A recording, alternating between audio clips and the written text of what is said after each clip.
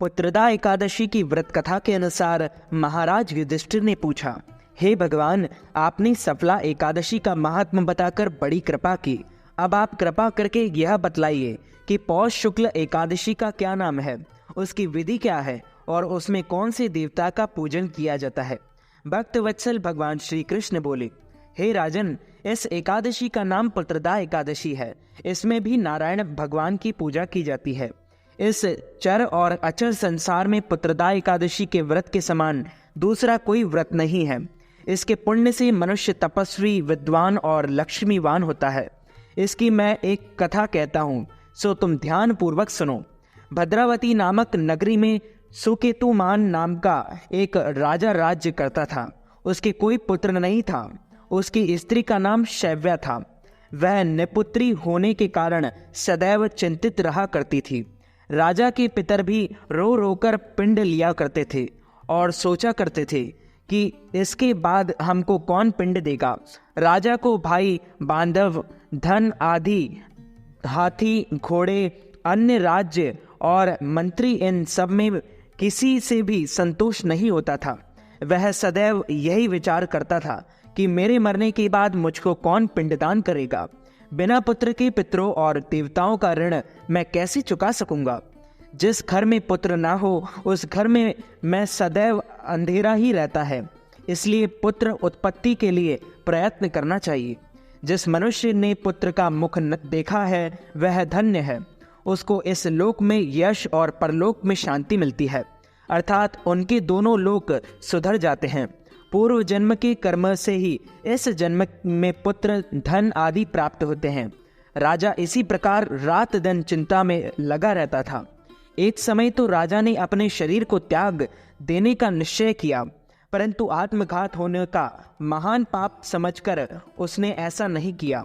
एक दिन राजा ऐसा ही विचार करता हुआ अपने घोड़े पर चढ़कर वन को चल दिया तथा पक्षियों और वृक्षों को देखने लगा।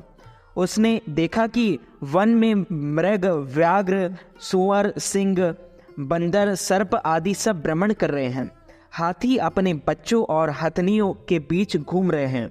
इस वन में कहीं तो गीदड़ अपने कर्कश स्वर में बोल रहे हैं, कहीं उल्लू ध्वनि कर रहे हैं। वन के दृश्यों को देखकर राजा सोच विचार में लग गया। इसी प्रकार आधा दिन बीत गया। वह सोचने लगा कि मैंने कई यज्ञ किए, ब्राह्मणों को स्वादिष्ट भोजन से तृप्त किया, फिर भी मुझको दुख प्राप्त हुआ। ऐसा क्यों? राजा प्यास के मारे अत्यंत दुखी हो गया और पानी की तलाश में इधर उधर फिरने लगा। थोड़ी दूरी पर राजा ने एक सरोवर देखा। उस सरोवर में कमल खिले थे तथा सारस, हंस, मगरमच्छ आदि विहार कर रहे थे। उस सरोवर के चारों तरफ मुनियों के आश्रम बने हुए थे। उसी समय राजा के दाहिने अंग फड़फड़ाने लगे। राजा शुभ शगुन समझकर घोड़े से उतरकर मुनियों को दंडवत प्रणाम करके बैठ गया। राजा को देखकर मुनियों ने कहा, हे राजन, हम तुमसे अत्यंत प्रसन्न हैं। तुम्हारी क्या इच्छा है, सो कहो। राजा ने पूछा, महाराज, आप कौन हैं और किस लिए यहाँ आए हैं? कृपा करके बताइए। मुनि कहने लगे कि हे राजन, आज संतान देने वाली पुत्रदा एकादशी है। हम लोग विश्व देव हैं और इस सरोवर में स्नान करने के लिए आए हैं। यह सुनकर राजा कहने लगा कि महाराज, मेरे भी कोई संतान नहीं है। यदि आप मुझ पर प्रसन्न हैं तो एक पुत्र का वरदान दीजिए। मुनि बोले, हे राजन, आज पुत्रदा एकादशी है। आप अवश्य ही इसका व्रत करें। भगवान की कृपा से अवश्य ही आपके घर पुत्र होगा। मुनि के वचनों को सुनकर राजा ने उसी दिन एकादशी का व्रत किया और द्वादशी को उसका पारणा किया। इसके पश्चात मुनियों को प्रणाम करके महल में वापस आ गया। कुछ समय बीतने के बाद रानी के गर्भ धारण किया और 9 महीने के पश्चात उनके एक पुत्र हुआ। वह राजकुमार अत्यंत शूरवीर, यशस्वी और प्रजापालक हुआ। श्री कृष्ण बोले, हे राजन, पुत्र की प्राप्ति के लिए पुत्रदा एकादशी का व्रत करना चाहिए। जो मनुष्य इस महात्म को पढ़ता या सुनता है उसे अंत में स्वर्ग की प्राप्ति होती है। बोली श्री लक्ष्मी नारायण भगवान की जय। श्री वृंदावन बिहारी लाल की जय। श्री गिरिराज धरण की जय। बाल कृष्ण लाल की जय। श्याम सुंदर श्री यमुने महारानी की जय।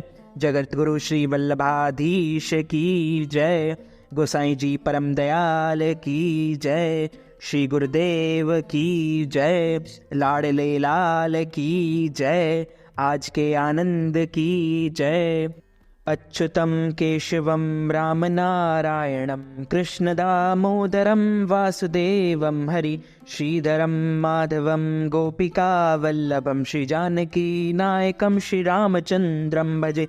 जानकी मनोहरम सर्वलोकनायकम श्री शंकरादि सेवितम पुण्य नाम कीर्तनम श्री राम राम राम राम राम नाम तायकम। रामा कृष्णा वासुदेवा भक्ति मुक्तिदायकम। रामा कृष्णा वासुदेवा भक्ति मुक्तिदायकम। हरे राम राम राम हरे हरे। हरे कृष्णा कृष्णा कृष्णा हरे हरे। श्री कृष्ण गोविंद हरे मुरारे।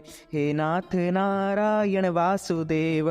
तो मित्रों, हमारे इस ज्ञानवर्धक वीडियो को आप अधिक से अधिक लोगों को शेयर कीजिएगा, लाइक कीजिएगा, कमेंट कीजिएगा और सब्सक्राइब करके बेल आइकन को भी ऑन कर लीजिए ऐसे ही नए नए वीडियो देखने के लिए। आप सभी को सादर जय श्री कृष्ण, सादर धन्यवाद।